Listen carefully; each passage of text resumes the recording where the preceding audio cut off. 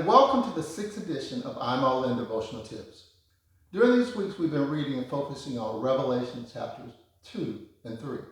Some of you have contacted me via email, phone call, or text message to ask additional questions concerning the book of Revelation. One of the common questions that was asked is, are we in the last days? Now that's a good question. It's a good question that came up not just for you, but it began to surface all around the internet and social media when the COVID-19 pandemic started. So I want to take this time to answer that question, are we in the last days? So we're going to start first defining this term biblically. Biblically, what does it mean, the last days? Now in the New Testament, the last days is portrayed as the period between Jesus Christ's first coming and his return, or second coming. Again, the last days is portrayed as the period between Jesus Christ's first coming and his return. So let's take a look at this timeline. Now we've talked about this timeline in the previous video, but this time I want to look at it from the perspective of the last days. So we see here this timeline that we've seen before. We see in the red box is the first coming of Christ on earth. When he was born, he had a 33-year ministry. He was crucified. He was buried. He resurrected. And then he ascended back to the Father. And then the time that we're in right now is Revelation chapters 1 and 3, which is the church age. That's the time frame that we're in right now. And as we know, at the end of the church age, the rapture occurs. And once the rapture occurs, the 70-year tribulation period takes place. And at the end of the tribulation period, Christ returns a second time. So that's his second coming. So again, the first coming is when he was born on earth. And we experienced his 33-year ministry that's recorded in the Gospels, Matthew, Mark, Luke, and John. And then he returns the second coming at the end of the tribulation period.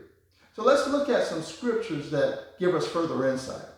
We see in Hebrews chapter 1, verses 1 through 2, it says, God, who at various times and in various ways spoke in time past to the fathers by the prophets, has in these last days spoken to us by his Son, whom he has appointed heir of all things, through whom also he made the worlds. So we see the key phrase is last days spoken to us by his Son. The writer of Hebrews is reminding them in their context at that time that in the last days that they were living in the biblical times, that God had sent his Son to speak to them. We see again in 1 Peter chapter 1, verses 18 through 20, it says this, for you know that God paid a ransom to save you from the empty life you inherited from your ancestors. And it was not paid with mere gold or silver, which lose their value. It was the precious blood of Christ, the sinless, spotless Lamb of God. God chose him as your ransom long before the world began.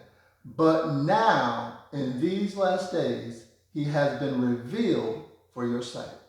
Again, Peter writes to these Christians who are being persecuted, and he says, but now, in your context, right now, in these last days, in their context was the last days, he has been revealed, meaning Jesus has been revealed. He paid the ransom in these last days for them. And lastly, we see a common verse in 2 Timothy chapter 3, verses 1 through 5. You should know this, Timothy, that in the last days there will be very difficult times, for people will love only themselves and their money. They will be boastful and proud, scoffing at God, disobedient to their parents, and ungrateful. They will consider nothing sacred. They will be unloving and unforgiving. They will slander others and have no self-control. They will be cruel and hate what is good. They will betray their friends, be reckless, be puffed up with pride, and love pleasure rather than God. They will act religious, but they will reject the power that could make them godly. Stay away from people like that. Paul is writing this letter to Timothy. Now, what is interesting is this. Timothy was the pastor of the church at Ephesus that's mentioned in Revelation chapter 2. And he is reminding him, as a pastor of the church at Ephesus, in their context, in these last days, in their context, they're going to be difficult times. And as we recall, at the church at Ephesus, they had left their first love. And Jesus had something against them because they had left their first love. So again, we see here that the last days was in their context, in biblical times. So let's again define what the last days means. It's portrayed as the period between Jesus Christ's first coming and his return. So the question was, are we in the last days? The answer is yes. But the last days did not start with us. The last days started when Jesus Christ came the first time and will end at his second coming. God bless you, and see you next week. One more time.